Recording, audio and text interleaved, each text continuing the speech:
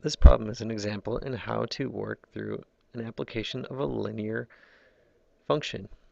First thing we do is read the problem and look for some important information. So the key word here, as in just about every equation we've seen all year, is the fact that we see the word linearly. This tells us what type of equation we're going to use as our base, as our general equation, so that we can write the particular equation.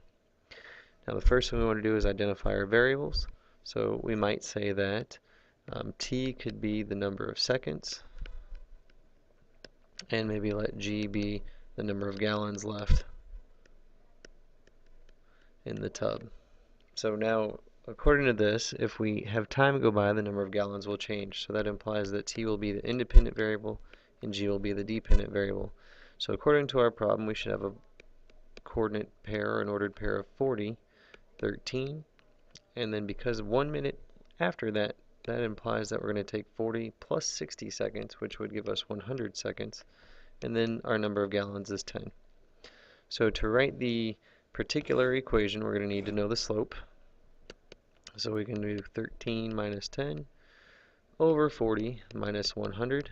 So that gives us 3 over negative 60, which is negative 1/20th. We also need to find the y-intercept, so choosing either one of the points, we can say that 30 is going to equal negative 1/20th times 40 plus b. Negative 120 times 40 is going to give us negative 2. And then to isolate b, we're going to add 2 to both sides, so b will equal 15. So to write our particular equation, g will be equal to negative 1/20th times t, and then plus 15.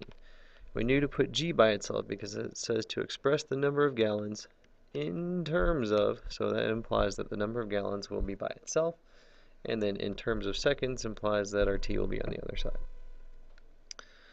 For part B, we're going to use that equation to figure out how many gallons will be left 20 seconds after the plug was pulled. So we simply plug in 20 for t. So we get negative 1/20th times 20 plus 15 gives us negative 1 plus 15, which is 14. And don't forget to apply your label of gallons. For C, it says find the time intercept. So the time intercept implies that g will be equal to 0. So we'd say 0 will equal negative 1/20th t plus 15. So we subtract 15 from both sides. And then we'll multiply both sides by negative 20. And that tells us that 300 will equal t. Now that's 300 seconds, or if we divide that by 60, we get 5 minutes. What happens at that point? Well, we set the number of gallons equal to 0, so that means that the tub is empty. For D, it asks how many gallons were in the tub originally. This implies that our t should be equal to 0, so we say g equals negative 1/20th times 0 plus 15. And as expected, that's just going to be the y-intercept value of 15 gallons. And the last thing we typically discuss when we're dealing with, one more thing to talk about, when will there be 5 gallons of water in the tub? So this time we take 5 in for g, we get negative 1/20th t plus 15. So we first start by subtracting 15 from both sides, so we get negative 10 equals negative 1/20th t, and then we'll multiply by negative 20 on both sides and get that 200 seconds is our time for 5 gallons left.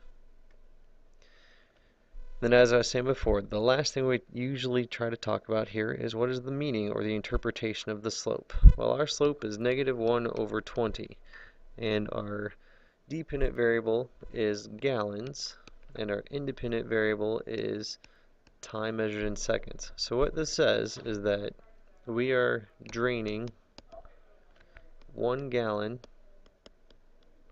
every 20 seconds. And that is it.